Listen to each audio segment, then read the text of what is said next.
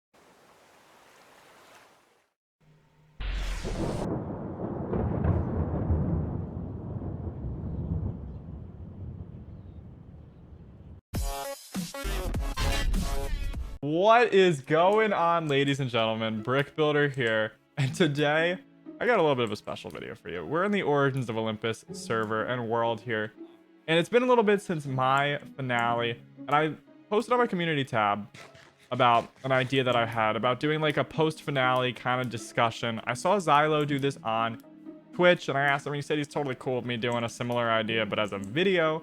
So I asked you guys for some questions. We're going to talk a little bit about the series, etc. So I'm just going to dive right into it. If you guys do enjoy, make sure to leave a like and subscribe, of course. So to get things off, I just want to say this has been one of my favorite role plays, honestly series in my channel I've ever done, as far as just on so many different levels. Like the creative aspect of this was really fun and really different for me.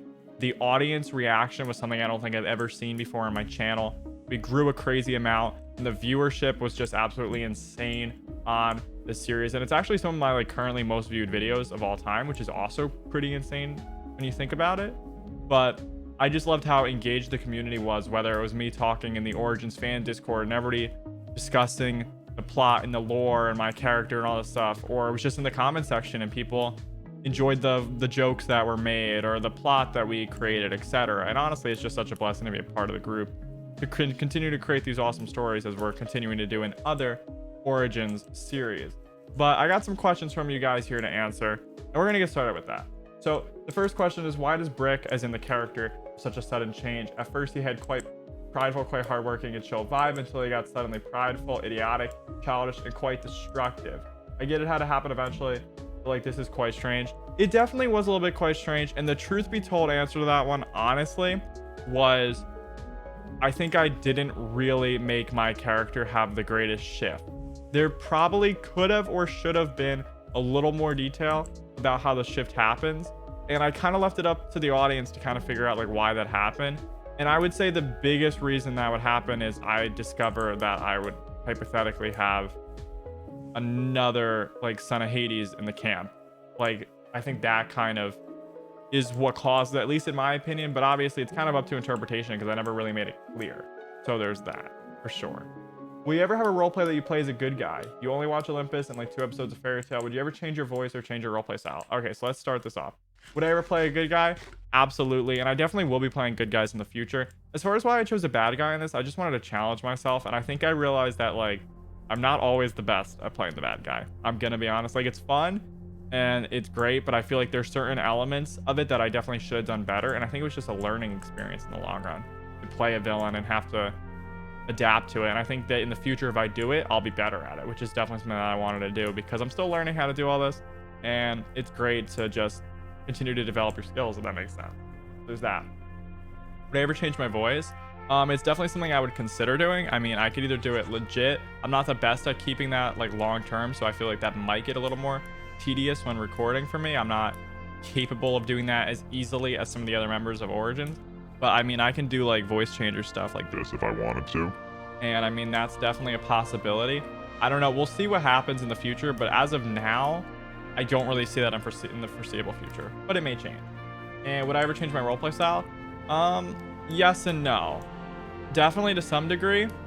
But I don't know if I would totally. And like, as far as like how it would change, I'm not really sure. Because I want to know what you guys think. Like, how would you suggest I change my roleplay style? Like, what can I improve on? Because I'm always trying to improve and get better, etc. So let me know about that. Like, what are your guys' thoughts on that? Like, what can be done differently? You know? As far as like why there weren't so many collabs for me in this series, and there definitely were in certain like bulks of time, but throughout the whole series there wasn't really like continuous collabs.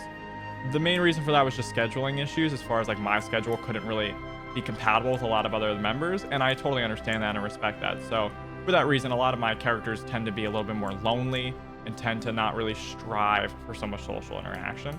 But I definitely will change that, you know, when my schedules can more line up with the members, if that makes sense. But that's totally on me, and I totally understand. And it's also a character that I don't mind playing because it lets me do a lot of solo-based content as well. There's that. Which character in your whole series is your favorite other than your own? There's definitely a lot of characters in the series that I thought were really well done, and I think everybody did such an incredible job playing their characters, for sure. As far as some of my personal favorites, as far as ones that I interacted with, I mean, definitely Xylo had a cool storyline. Jakey and the Trident was definitely something very interesting, and I thought it was a really cool idea. And I mean, Brandine had a great storyline going for him too. And I think as far as characters who I didn't really interact with too much, but like from like an outsider perspective, really enjoyed seeing the story and seeing all the work that put into it, was definitely Brian, or the Famous Films. He had a really, really cool storyline. So definitely check out his perspective if you haven't already, because honestly, probably realistically, I think one of the coolest characters that I've ever seen in like a Minecraft roleplay, for sure. There's that. Which episode took the longest to record, and what in general took the longest?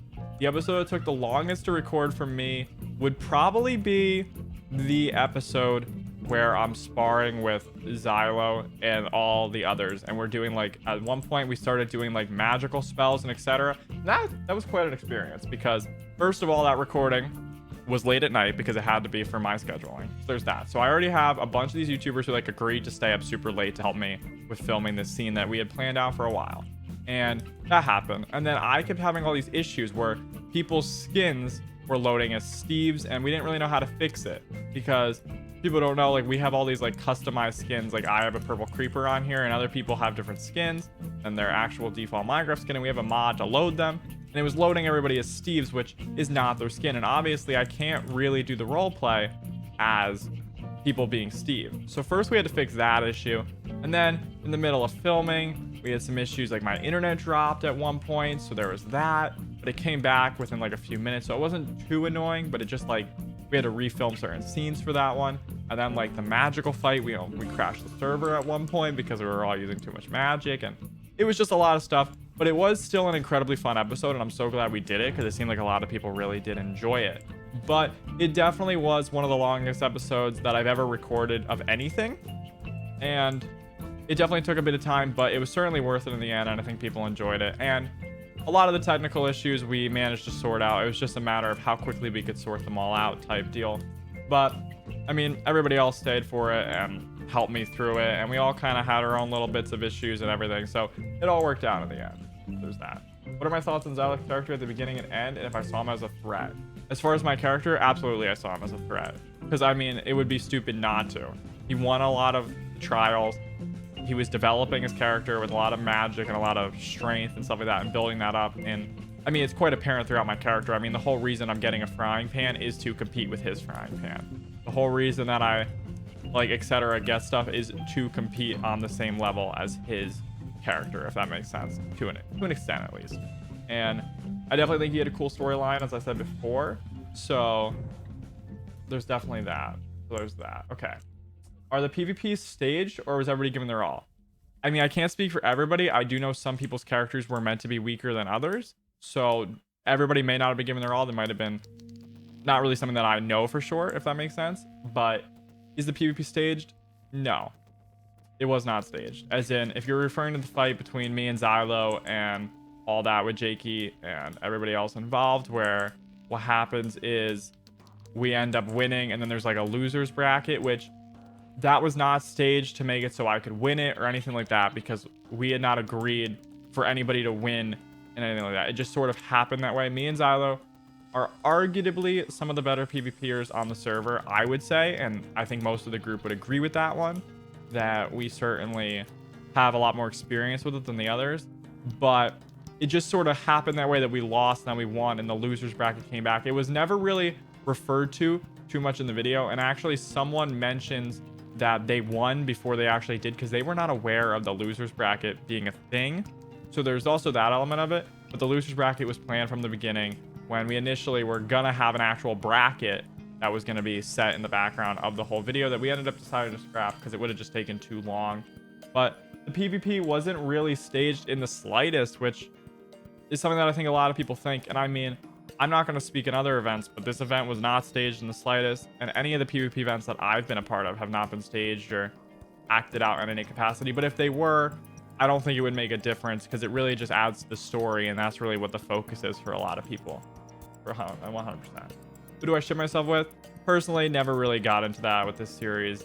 It was just not really like a focus to have any of that for me. I really wanted to focus more on my personal character, not really my character's relationships with other people, just because, again, like, collaborative stuff would have been difficult as far as scheduling, but also it didn't make a lot of sense for my character to really get interested in that. I know some of you guys wanted me to do things with different people, but it just didn't really make a lot of sense for the story. So as much as I love everybody in the Castaway family's ideas for these role plays, sometimes I can't implement them just because it doesn't make a lot of sense as far as like the overarching story. And if it does, I mean, I'll absolutely do it. And if it's an idea I like, I'll go for it. But not every idea can get used just because people want it. It has to make a lot of sense, you know, at the end of the day, because what matters most is the story. Like, I'm sure most people didn't want what happened in the finale to happen as far as my finale, but it just kind of made the most sense and it happened. And as far as that, I just want to briefly mention here, I'm going to break the fourth wall. So if you haven't seen my finale, this is where you click off. Thank you so much for watching. But in the finale, I end up killing Xylo.